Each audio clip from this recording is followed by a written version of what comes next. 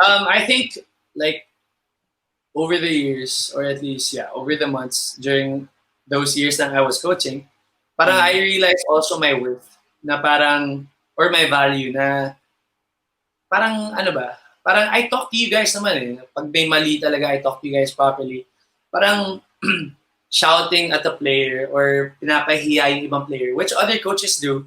Kasi Mm. feeling nila ganun yung tama or that's how they're gonna earn their respect. That's not what I believe in. Kasi parang growing Mm. up, parang if tama ako and I'm able to communicate properly with that person, and if may sense naman yung tao na yun, marirealize niya na mali siya. And he's gonna not do the same thing or mag-iiba yung attitude niya at least kung maayos nga siya na tao. Mm. So, yeah, for me, if that person, whoever that person is, tapos maging stubborn pa rin siya, pipilitin niya, siya pa rin yung tama. It's his loss for me. Basta ako, importante, nakausap kita. If I'm gonna shout at you, I'm not gonna shout at you in front of other people. That's not the purpose of getting mad, diba? Parang I want you to learn. That's why I became a coach. I want everyone to learn. Not, yun nga, parang personality rin, yung forming your character. Parang that's what I believe in more. And yun, parang I think growing up, I've learned to really control my emotions. Pag pumitik ako, sobrang napuno na ako nun. Pero I've learned to really control my emotions well, I think. And Mm. yun, just, syempre it's a struggle. It's not easy for sure. Pero that's what I try to do until now. Syempre, being able to communicate better with people. Yun nga, knowing that iba-iba naman talaga yung mga tao and what they believe in. So, yun, yun. I've learned to communicate better. I think. And yun nga, yung communication super crucial sa pagiging coach, lalo na yung head coach. And yun nga sa Southridge, nag-coach ka nung grade 7 and then you were gone for a few years and bumalik ka din after like three years yata or 4 years, naging coach kita ulit in Southridge. So ikaw, paano ka naman nagiging motivated pa din na mag-coach? Kahit nga, I mean, unfortunately, hindi naman maganda yung standings natin compared to before. Like, bakit ka like bumabalik pa din and talagang, yun, pag nagtatrabaho ka sa coach, like, you give your all pa din and you try to like, talk to us pa din na kahit tinatambahan tayo ng ibang schools dyan, you still do your I job think well. it's more of, I was able to connect with you guys. I was able to form that connection na I umabot na sa point na I care for you guys, di ba? Na parang Mm. it was more than just basketball. Kasi kung basketball lang and kung titingnan natin yung record ng team, bakit pa nga ako babalik, 'di ba? Mm. Pero I see improvements day in and day out. I see that you guys go to practice, you guys enjoy my training naman kahit mahirap. And Mm. so parang I took in that responsibility of making you guys better or at least achieving that purpose of being a varsity player and syempre bringing you guys to the next level. Kung hindi man sa records natin as a team, as individuals, as yun nga, as better people. So, yun, I think it was more of the commitment I took in the responsibility of making you guys better as individuals. And I'm not sure nga like what's the state now of the varsity of Southridge. And I think may mga nakakausap akong iba na, I don't know, parang wala na nga yata kasi pandemic muna and stuff. Yeah. Pero ikaw, like in other schools or in other clubs or teams, like do you plan to coach in the future? Like bata ka pa naman, ang dami mo pang opportunities to coach. Yeah, can you say bata pa ako ulit? Bata ka pa nga talaga. Anyway, yeah. So, I mean, if given the chance, first, I still want to play. Kasi Hmm. parang feeling ko kaya pa naman, equipped pa naman ako, hindi pa naman ako na-injure ng malala. So I still wanna play kasi nandun pa yung passion ko to compete against Hmm. other teams, other players. But if given the chance to coach, I would take it kasi nga I like coaching. I find it very therapeutic kahit na nakaka-stress yung mga ibang player. I Hmm. find fulfillment in helping other people become better. So, yun, given the chance, I would.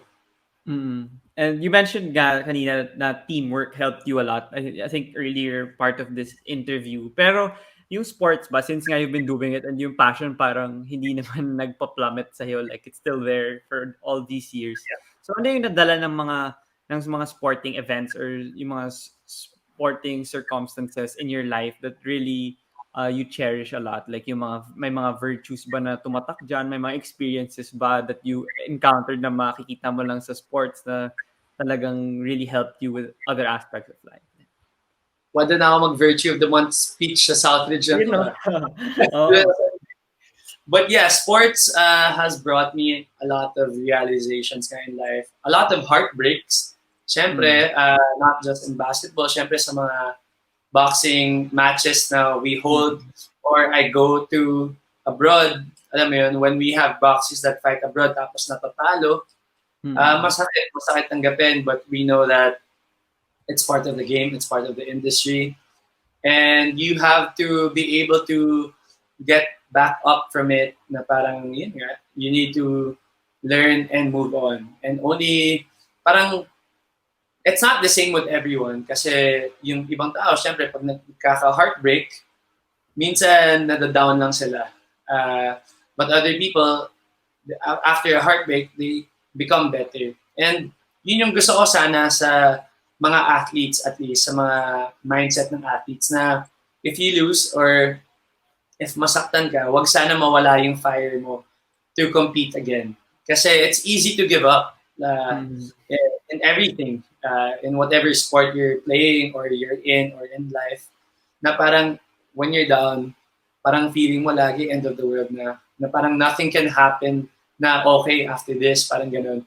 But I've realized also, after those losses, after those heartbreaks, na after that, it really hurts. You have to feel it. Pero you have to move on. Kasi ang dami pa eh. Ang dami pang boxing na lalabanan, ang dami pang games games na lalaruin. And hindi naman matitigil yung buhay mo dun eh. There's still a lot at stake. There's still a lot of opportunities that can come in. It's just about moving on. I mean, it's easier said than done, but yun nga yung na-realize ko all throughout coming in with going to matches with different boxers, playing in games with different teammates. So yun, parang yun lang talaga yung na-realize ko overall na you have to move on with everything. That's really great na sana mapulot ng mga viewers yan na sabihin nila words of wisdom mo. Pero ikaw nga, like, since nga you mentioned na you were a young coach, so syempre experience mo limited pa with yung Southville. Tapos, yung communication though is one aspect na you thrive on with us. Kasi nga siguro like, yung age gap di naman ganun kalaki from us, so you can relate to our interests and how we talk to each other as teammates. So you could communicate with us better. So how would you explain to the audience na coaching is not just all about the X's and O's, yung aaral ka ng film, mga ganun. Like, I know that's one aspect of coaching, pero yung other aspect is yun nga, being a leader and being there for your guys and communicating with them and getting the message across. So how would you explain the massive importance of that in coaching? Or in sports in general? Yeah, I think sports in general, or coaching din, you take the responsibility nga of leading a team, leading players that are younger than you, or in other cases, pwede naman older than you, but you take in the responsibility of making everyone better, not just one person. It's not about you, first of all. It's not about me, but it's about the people you're coaching. Kaya nga, like when I tell you guys, when we play, when you guys win, it's about you guys. It's about Southridge, diba? It's about the team that you're representing. But when we lose, I take in the responsibility kasi ako yung nasa wheel eh. Ako yung nagko-coach. So the other, like the parents, the other people that watch our games, ako lang yung nakikitang mali. And it's okay. Parang kaya ko naman tanggapin yun. Kasi nga, ako yung leader. And I think to be a coach or to be an effective leader, you have to be able to accept that. Accept the role and the responsibility of everything, of taking accountability with everything that can happen and will happen to everyone. So